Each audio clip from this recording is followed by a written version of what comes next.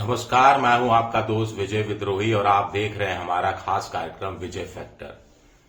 तो लोकसभा में अमित शाह और राहुल गांधी के बीच जो कुछ हुआ वो आपने देख लिया। स्पीकर साहब की क्या भूमिका रही वो भी आपने देख लिया। राज्यसभा में जगदीप धनखड़ से लेकर अब तक जो सिलसिला बना हुआ है वो सब आप देख ही रहे हैं। तो विपक्ष क्या करे? विपक्ष क्या अब संसद का भी बहिष्कार कर दे, संसद आना ही बंद कर दे और सारी लड़ाई सड़क पर लड़े? हरियाणा में विपक्ष के जीत की चांसेस ज्यादा थी, महाराष्ट्र में जीत की चांसेस ज्यादा थी, बिहार में जीत की ठीक ठाक चांसेस बताई जा रही थी। तीनों जगह बीजेपी या एनडीए की सरकार बन जाती है, दो जगह तो 3/4 बहुमत से बन जाती है। तो विपक्ष क्या करे? चुनाव लड़ना बंद कर दे, चुनाव का बहिष्कार करना शुरू कर दे, कह दे कि जब तक ये 3 चुनाव आयुक्त हैं, जब तक इन 3 चुनाव आयुक्तों का चुनाव आयोग है तब तक वो चुनाव में भाग नहीं लेंगे। या फिर सरकार को मजबूर करे कि एसआईआर पर, चुनाव सुधार पर चर्चा करे।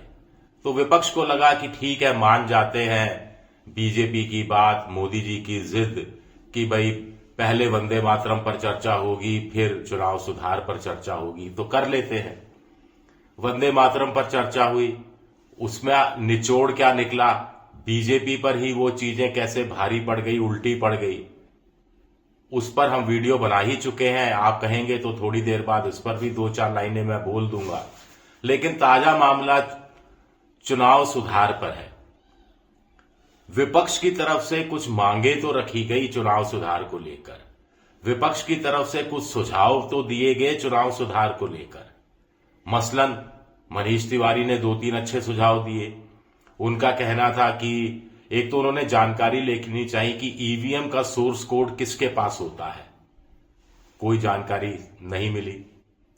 सत्तारूढ़ पार्टी का फर्ज बनता था कि वो चुनाव आयोग से पूछे और फिर जवाब दे, लेकिन ना पूछा गया ना जवाब दिया गया। मनीष तिवारी और एक आध और सदस्यों ने कहा कि अभी जो 3 सदस्यों का पैनल है जो चुनाव आयुक्तों की नियुक्ति करता है, पीएम है, होम मिनिस्टर है और एलओपी है, उसमें 2 नाम और जोड़ दिए जाए। एक राज्यसभा का एलओपी को भी जोड़ दिया जाए और एक चीफ जस्टिस ऑफ इंडिया को भी जोड़ दिया जाए। अच्छा सुझाव, व्यवहारिक सुझाव है। हाँ, 1-2 ऐसे सुझाव थे जिस पर किसी ने सुझाव नहीं दिया कि जो 20,000 रुपए से कम दिया जाता है चंदा, उस पर रसीद नहीं दी जाती। तो पहले से कुछ लोग चर्चा कर रहे हैं कि इससे ब्लैक मनी आ जाता है। पॉलिटिकल पार्टियों को 2,000 रुपए से जो कम चंदा हो उस पर रसीद नहीं दी जाना चाहिए, ये बात लागू कर दी जाए और 2,000 रुपए से हर चंदे पर रसीद दी जानी चाहिए और पैन नंबर, आधार नंबर लिया जाना चाहिए। ऐसा हो जाए तो बेहतर हो। दूसरा, कम से कम पहले चरण में सभी राष्ट्रीय पार्टियों को सूचना के अधिकार के तहत आना चाहिए। इसको कोई पॉलिटिकल पार्टी मानने के लिए तैयार नहीं है। चुनाव आयोग भी सूचना के अधिकार में आता है, वो जानकारी देता है नहीं देता है, इसको लेकर लंबी बहस की जा सकती है।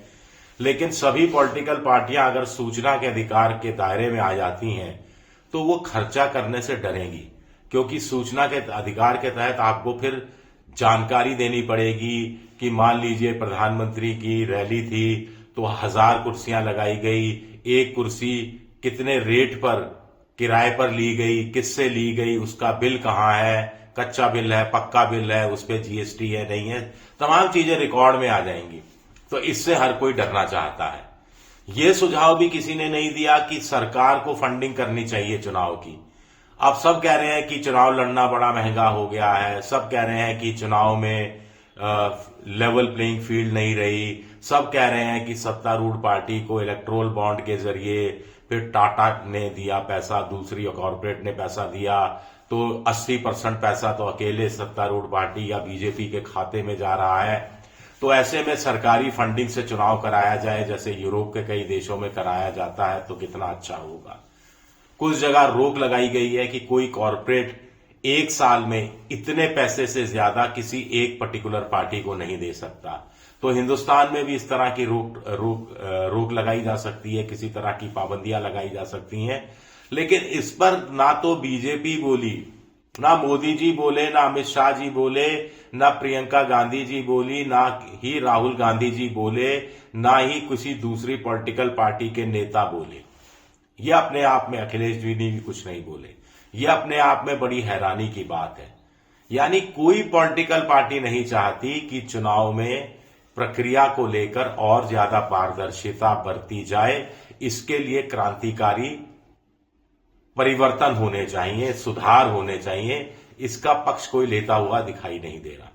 हुआ ये, राहुल गांधी ने 3-4 मांगे रखी कि एक तो मशीन रीडेबल वोटर लिस्ट दी जानी चाहिए, कोई जवाब नहीं आया, गोलमोल जवाब आया। दूसरा, उन्होंने कहा कि ईवीएम मशीन हमें दी जाए, हम इसको टेस्ट कराएंगे, देखेंगे कि कैसे ये फर्जीवाड़ा इससे हो सकता है, नहीं हो सकता, कोई जवाब नहीं आया, गोलमाल जवाब आया।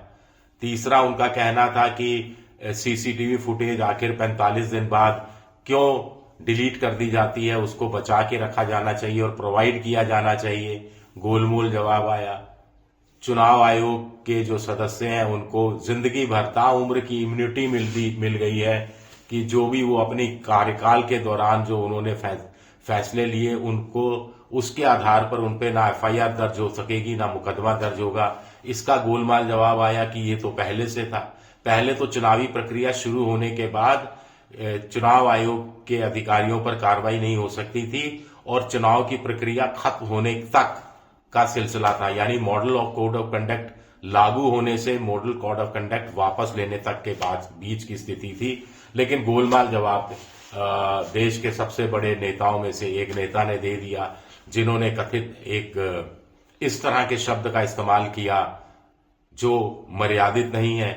फिर टोका टाकी हुई तो बड़े लापरवाह अंदाज में कहा गया, अच्छा ठीक है एक्सपेंस कर दीजिए, ठीक है आपको लगता है तो।